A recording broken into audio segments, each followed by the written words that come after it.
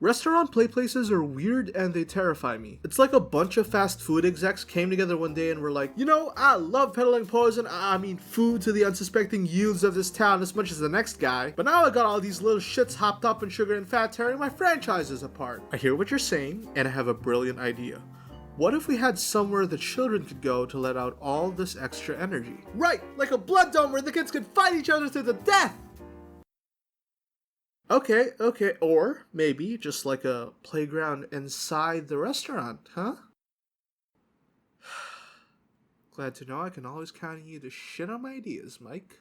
Funnily enough, as a small child, I wasn't usually one to go out of my way to play on these things. I mean, they looked fun, and they definitely caught my attention every time I walked into a non-branded food chain or some shit with my parents. But I was always too hesitant to try it out for a number of reasons. Even as a kid, I was already socially awkward, and I had no idea how to converse with other kids, let alone play along with them. I was also sheltered by my parents a ton, which led me to develop major separation anxiety. I would absolutely freak out if I lost contact with my parents for even a second. An issue I wouldn't get over until the 3rd grade, won't elaborate. Not to mention, I was a pretty squeamish kid, and these fast food playgrounds weren't exactly sanitary. You got sticky floor mats, random kid shoes stinking up the place, stray pieces of food. One time, I looked up one of those plastic tubes and just saw a whole ass spider web just chilling inside.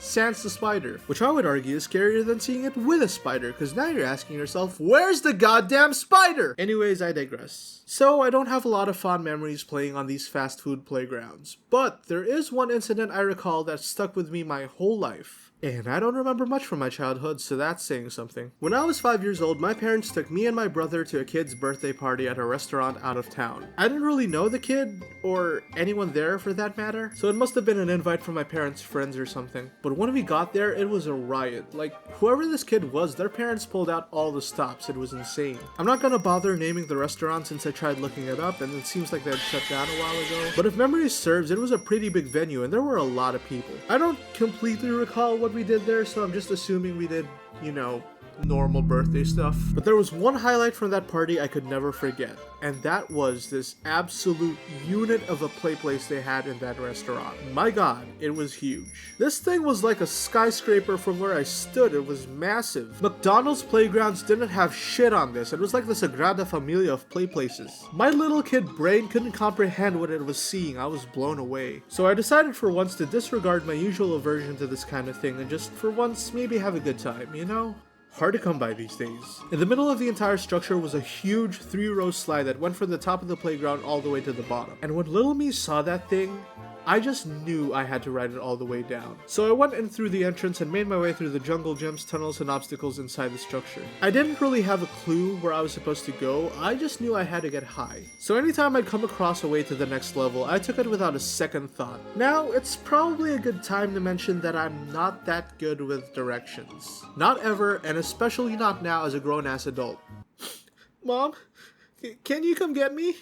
I was driving, and I missed my exit. So I tried to find a way back, but then I got turned around and now I'm in Taiwan. But I was a little kid who didn't understand that your actions have consequences. And so I just went higher and higher from one level to another with no plan until I realized I wasn't getting any closer to where I was trying to go. It felt like I'd been crawling for ages, but the top of the slide was nowhere to be seen. At this point, I figured I'd cut my losses and turn back around, but I was already so disoriented by this maze of a playground I couldn't find my way back. A lot of spots looked kind of familiar, but every time I tried them, it was like going around in circles. I started frantically crawling around looking for an exit, but there was no apparent way out. I just kept crawling and crawling until I got too tired and eventually broke down on one of the higher levels. This was when the panic started to set in, because I genuinely thought I was never getting out of there. I was afraid of getting left behind and having to spend the rest of my life stuck wandering in this cootie-infested labyrinth subsisting on leftover meatballs and old Skechers. But I wasn't about to let fear overcome me, no sir. I still had one tool left in my arsenal, and even though it would cost me my dignity,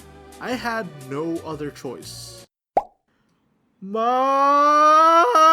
I started crying and yelling hard enough from where I was to get my parents' attention. Sure enough, my mom looks up to see me making an ass of myself and immediately starts freaking out. So she gets one of the employees to crawl in after me to guide me. But in retrospect, I don't know why she bothered. This was obviously natural selection at work.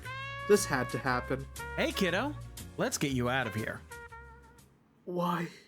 What's the point of it all? To be rescued so close to the end. So many years spent wandering. The world has passed me by. There's nothing to return to, no other life I know. So many things I've wanted to do. Never educated. Never made something of myself. Never known the loving touch of a woman. Yeah, kid, can we wrap this up? They're not really paying me to come get you, so do I either come along or die up here? Yeah, thankfully I got out of there before I completely lost it. I was returned a quivering mess to my parents, and I would never set foot on another Playplace ever again. I mean, as far as I remember. I don't have a lot of memories from early childhood, but that whole experience is forever ingrained in my mind. Not so much because it traumatized me, but mostly because I look back at it a lot and think to myself, God, I was so stupid. Anyway, that's it for this little anecdote. I don't really know how I'm supposed to end this video, so I guess, my name's Al, and I'm no longer 5 years old. Okay, bye. Hey, Editor Al here. A few things before I go. First off, special thanks to the amazing Lady Chuckleton for providing her awesome voice talents in this video. Her Twitch and YouTube are in the description, so feel free to check her out. Also, I do commissions, so be sure to check out my VGen if you want some custom art done, or consider donating to my Ko-Fi, helps keep the lights on. And of course, thank you for watching. This took a while to make, but I am hoping to get more of these videos out soon, so leave a like, subscribe, and I'll know to keep making these. And if you don't, I guess I'll just fuck off.